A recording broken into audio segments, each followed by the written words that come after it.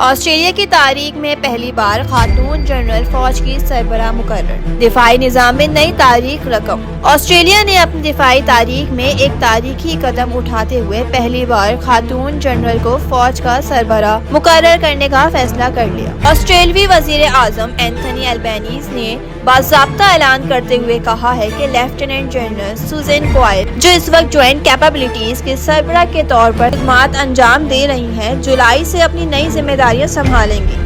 Media reports کے مطابق وہ سبکدوش ہونے والے آرمی چیف کی جگہ لیں گی اور یوں آسٹریلیا کو اپنی تاریخ کی پہلی خاتون فوجی سربراہ میسر آئے گی۔ وزیر اعظم اینتھنی کا کہنا تھا کہ یہ صرف ایک عہدے کی تبدیلی نہیں بلکہ آسٹریلوی دفاعی نظام میں ایک نئی روایت کا آغاز ہے، جو خواتین کی قیادت اور صلاحیتوں پر اعتماد کا واضح اظہار بھی ہے۔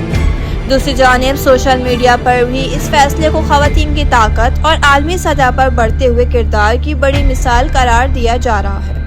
یہ پیش رفت نہ صرف آسٹریلیا بلکہ دنیا بھر میں خواتین کے لیے ایک مضبوط اور تاریخی پیغام سمجھی جا رہی ہے۔